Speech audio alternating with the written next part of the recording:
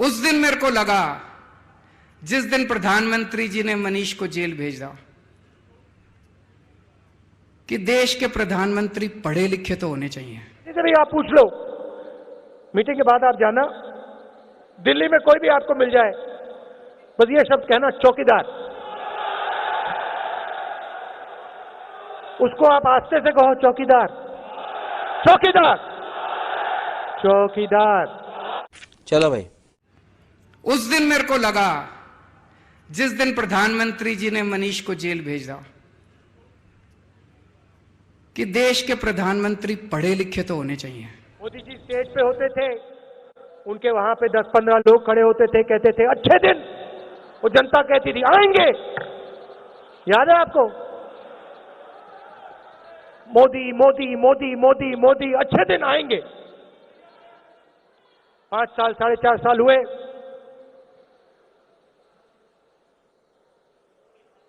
कांग्रेस मुक्त भारत, मैं कांग्रेस मुक्त भारत कर दूंगा। आज किसी भी चौकीदार, किसी से भी आप पूछ लो, मीटिंग के बाद आप जाना, दिल्ली में कोई भी आपको मिल जाए, बस ये शब्द कहना चौकीदार। उसको आप आस्ते से कहो चौकीदार, चौकीदार, चौकीदार। जैसे भी कहना है आप चौकीदार बोलो, दूसरे साइड से पता लगेगा चोर है। यह है कांग्रेस पार्टी का कमाल। तो रुको जरा, सब्र करो। चपरासी बनना है, क्लर्क बनना है, कलेक्टर आईएएस होना, आईपीएस होना है, पोस्ट मास्टर होना है, कंपाउंडर बनना है, सरकारी अस्पताल में डिग्री संभाल के रखो, वरना जनता के दिल में राज करेंगे तो कुर्सी पर बैठेंगे और आपके नीचे खड़े रहेंगे आईएएस आईपीएस। समझ लीजिए इस बात को। ये बात हमको कांशीराम जी ने बहुत पहले समझाई थी, सोचा आप सबको लोगों को भी समझा दूं। अरविंद केजरीवाल जब मुख्यमंत्री नहीं, ये तो चलो गड़बड़ स्टेट है, यहाँ पावर्स नहीं है, वरना होते जब ये आईआरएस थे तब क्या स्थिति रही होगी। और अब चौचक है बिल्कुल, जेट प्लस चल रही कि नहीं चल रही है? 30-30 गाड़ियों का काफिला और स्विमिंग पूल में नहाओ। आईआरएस में ज्यादा कमा भी लो तो दिखा नहीं सकते, मुकदमे का डर, छापे का डर, क्या अब पूरा मुंह से ऐट के चलो। ये लोकतंत्र का चंदन है, जिसके माथे पर लग जाए आदमी महकता है, और जिसके माथे से पूछ जाए बहकता है, फिर अंट शंट बातें करने लगता है। कनक कनकते सौगुनी मादकता अधिकाय कीर्ति भाई, या खाए बौराए जग बाप पाए बौराए, ये सत्ता है। और आपको अच्छी लगे नहीं लगे, हमें अच्छी लगे नहीं लगे, रास्ता तो लोकतंत्र में यही है मालिक। हम छत पे कूद के खुदकुशी कर सकते हैं, उसकी आजादी है, लेकिन जनता जिसके माथे रोली चंदन लगाएगी उसी के लगाएगी, हमारे आपके कहने से नहीं लगाएगी। और मुझे तो कोई ऐसा भ्रम नहीं कि टीवी और अखबार के चलते कुछ हो जाता ना तो किसी राज्य में सरकार हारती नहीं। सारे मुख्यमंत्री अखबार में अच्छा छपवा लेते हैं, विज्ञापन देते हैं, फिर भी हारते हैं ना। एक बात मैं और कहूंगा, ऐसे मुद्दे उठाइए जिनकी धार बनी रहे। मान लीजिए आपने अपना सारा एक अंग्रेजी में कहावत है रत्नाकर बाबू, समझदार लोग सारे अंडे एक टोकरी में नहीं रखते। अंग्रेजी मुझे ज्यादा आती नहीं तो हिंदी में कह दी, क्या कि मान लो टोकरी कहीं गिर पड़े, कुछ हो, सारे अंडे फूट जाएंगे, है ना। आपने सारा फोकस लाके कहां खड़ा कर दिया? अडानी और डिग्री। मैं apart from BJP and Congress and all 150 crore लोगों में से 10 लाख नेता निकाल देता हूं जो किसी न किसी पार्टी में कुछ ना कुछ कर रहे हैं। बाकी किसी से पूछो जाके, दोनों विषयों पर आदमी कहता है डैम केयर यार। बोले बिजली थोड़ी फ्री मिल रही है, बोले बहुत अच्छा, अरविंद ठीक काम कर रहा, क्या पानी बिल कम हो रहा, वो ठीक है, बात खत्म हो गई। रक्षा सुरक्षा ठीक है, उत्तर प्रदेश में दंगा नहीं हुआ, अच्छी बात। मुझे एक भी आदमी ऐसा नहीं मिला उत्तर प्रदेश में जिसने कहा होगा अग्निहोत्री जी वो योगी जी की डिग्री एक बार सार्वजनिक करवा देते तो थोड़ा, किसी ने नहीं कहा। वो कह रहे दंगा नहीं हो रहा, इससे अच्छा क्या है? पहले हर तीसरे दिन दंगा होता था, 6-6 महीने दंगा चलता था पश्चिम में, वो पेट्रोल बम चलते थे, पेट्रोल बम। जनता को उससे मतलब है, राशन आ रहा है ना, खुश है गरीब आदमी। ये मैं ये नहीं समझ पा रहा। मैं नहीं कह रहा कि आप मुद्दा बदलो, आपकी मर्जी, उस मुद्दे पर अड़े रहो, डटे रहो। लेकिन जैसे गुलाम नबी आजाद साहब कल कह रहे थे कि जब 19 के चुनाव में राहुल जी ने कहा कि भाई हम राफेल और चौकीदार चोर है को मुद्दा बनाएंगे, तो बोले कुछ समझदार लोगों ने उस पर कहा कि इसको देख लीजिए, ये शायद जमीन पर चलेगा नहीं क्या। तो अकॉर्डिंग टू आजाद साहब, राहुल जी ने कहा कि आप प्रो मोदी हैं क्या। लो, कोर्ट ने क्या कहा, आपने माफी, मैं उस बहस में नहीं जा रहा। जनता ने क्या कहा, आपने कहा चौकीदार चोर है, जनता ने चौकीदार के माथे पर केसर का तिलक लगा दिया। अब क्या कहिएगा? अरे मुद्दा तो वो लाओ जिससे जनता का कोई लेना देना हो। मसला है आलू की खरीद का, आप कह रहे हो अडानी। पांडे जी, कौन जान रहा अडानी को? वहां आदमी कह रहा कि आलू का थोड़ा रेट ठीक मिल जाता तो जीवन सुधर जाता। आप किस यूटोपिया में रहते हो सब लोग? खैर, मैं इस बात के व्यक्तिगत तौर पर पक्ष में रहता हूं।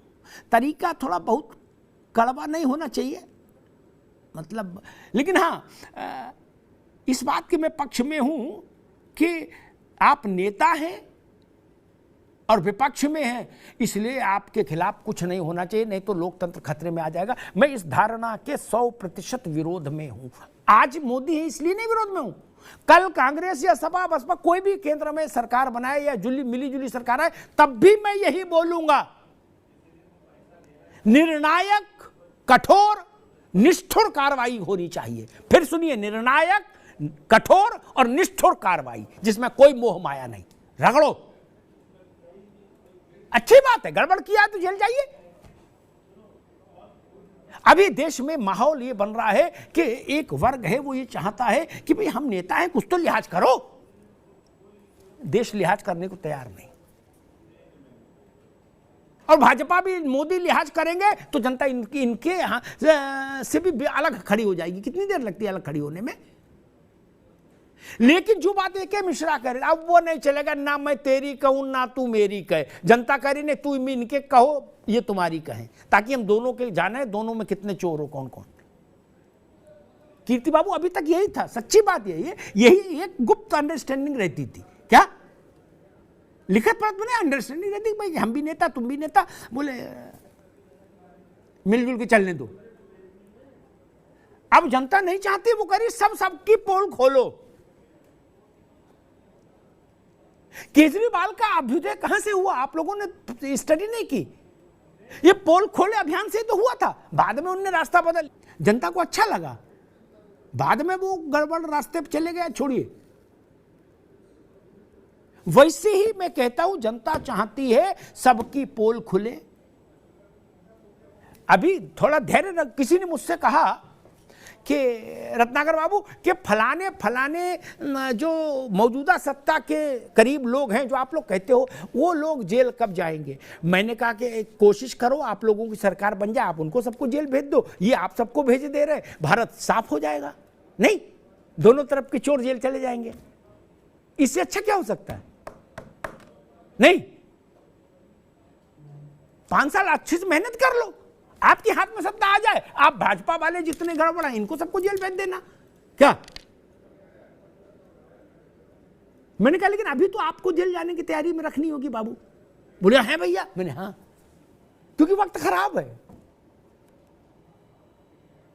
अब फोटो भगत सिंह की लगाओ, चंद्रशेखर आजाद की लगाओ, फोटो से काम नहीं चलेगा। अब तो कुर्बानी जेल में ही होगी। क्या? और एक के फोटो आ गए अब कि वहां खाने पीने को भी कुछ नहीं मिलता। अब समझ लो, सत्येंद्र बाबू को नहीं मिल रहा, उनका 21 किलो वजन कम हो गया। पहले खा रहे थे काजू बादाम, तो आप लोगों ने ऐसी रड़ी काट दी वीडियो डाल के, है कि अब खीरा खा के जीवन काट रहे हैं। नमक और नींबू भी नहीं मिल रहा, मंत्री हैं, 21 किलो वजन गिर गया। जनता बड़ी निष्ठुर है, वो नेताओं से बड़ी चिढ़ी हुई है। उसके मन से पूछी जाके ना, वो कहता अरे भाई साहब, जब भी कोई नेता ऐसा कहीं फंसता है थाने में, जेल में, रेल में, जनता बड़ी खुश होती, कहती अब आया ऊंट पहाड़ के नीचे, ठीक है रगड़ो इसको। इसीलिए लोगों को लगता है कि ये मोदी का माइनस पॉइंट है, नरेंद्र मोदी का। मैं सच कह रहा हूं अपने अनुभव से रत्नाकर भाई, नरेंद्र मोदी का यही प्लस पॉइंट है। गांव में जाइए आदमी खुश होता है। एक बात कह के समाप्त कर दूंगा, विपक्षी दलों को सोचना होगा कि वो स्ट्रेटजी फॉर्मेशन में उनके फॉल्ट है, सॉफ्टवेयर में ही वायरस घुस गया। मेरे जैसे लोग कहीं गलत होते हैं तो तुरंत उसको सुधार लेते, अपनी गलती मान लेते हैं, हाँ मैं नहीं समझ पाया। क्या नोटबंदी जब आई तो मेरा इंप्रेशन ये था कि बीजेपी को इसकी कीमत चुकानी होगी। क्या मेरा इंप्रेशन सही निकलता, लेकिन फिरोजाबाद में प्रधानमंत्री ने एक सभा की, उस सभा में उन्होंने 3 वाक्य बोले रत्नाकर जी। उन 3 वाक्यों ने भारत के मन को बदल दिया, इंडिया के नहीं भारत के। उन्होंने कहा मुझे पता है गरीब के खाते में बड़े लोगों ने 2.5 लाख रुपया डलवाया है अपनी जान बचाने को, सबने डलवाया था। बोले लेकिन मेरे दिमाग, मोदी के दिमाग में कुछ चल रहा है, ऐसी योजना चल रही है कि जो गरीब के खाते में पहुंच गया वो उसी का हो जाए। हुआ नहीं, छोड़िए, लेकिन वो आग की तरह बात फैली। मेरा वाहन चालक बोला सर जी ये काम तो मोदी ने बहुत अच्छा किया, अब मजा आ जाएगा। क्या हिंदुस्तान भर के गरीब गुनिया ने भाजपा को डबल मोहर मार के वोट दिया, सिंगल नहीं। क्या उसमें किसी को मेहनत नहीं करनी पड़ी, संघ को, विश्व हिंदू परिषद, कुछ नहीं।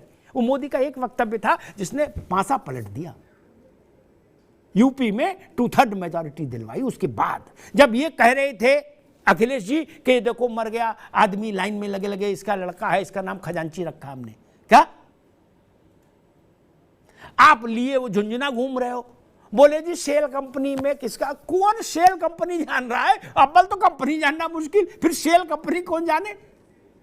इतना पढ़ा लिखा कौन आदमी हो जो इतना पढ़ा लिखा होगा वो बैंक में नौकरी नहीं करेगा, फिर यहां टीवी में कहा को झाऊ क्यों बैठेगा?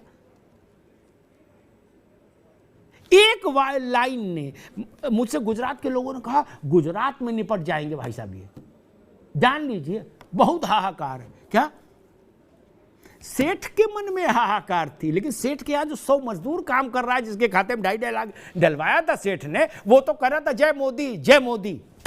क्या हम सेठ को समझ के मान रहे थे कि हार जाएंगे? यही बात राहुल जी को लग रही थी, यही बात अखिलेश जी को लग रही थी। दोनों गलत साबित हुए। मैंने भाषण सुना, मैंने अपना कोर्स करेक्शन कर लिया, मैंने अब भाजपा प्रचंड जीतेगी। क्या ये जान लीजिए आप अभी भी जमीन से नहीं जुड़े हैं, और आपको लगता है कि प्रेस कॉन्फ्रेंस और टीवी और अखबार और झंडा यात्रा, इतने से आप मोदी और भाजपा से निर्णायक तौर पर लड़ लेंगे? जो बात गुलाम नबी आजाद ने कही, मैंने कहा, आजाद साहब ने कही राहुल जी के लिए नहीं। उसके लिए संगठन चाहिए, देश भर में बहुत मजबूत संगठन चाहिए, 365 दिन काम करने वाला संगठन चाहिए मित्र। तब जाके आप बिजली पैदा भी कर ले कोई नेता, उसको स्टोर करना और फिर डिस्ट्रीब्यूशन करना एक काम होता है ना, उसी को संगठन बोलते हैं। संगठन कहाँ है? उत्तर प्रदेश में प्रियंका गांधी आती हैं, उस दिन खबर चल जाती है टीवी पे, प्रियंका जी जहाज पकड़ती हैं, कांग्रेस खत्म उत्तर प्रदेश में। प्रियंका गांधी बिजली पैदा भी कर दे यूपी में तो वो समेटेगा कौन? वहां तो कुछ है ही नहीं, वायर ही नहीं, बिजली की तार ही नहीं, खंभा ही नहीं। पहले संगठन बनाइए, उसके बाद ये सब चीजें चलेंगी। लेकिन हां, फिर मैं कहूंगा दुष्ट दलन होना चाहिए, सरकार किसी की हो। जो बात मिश्रा जी कह रहे थे, भारत माता के पांव में कांटा चुभोने वाले का स्थान जेल में ही होना चाहिए।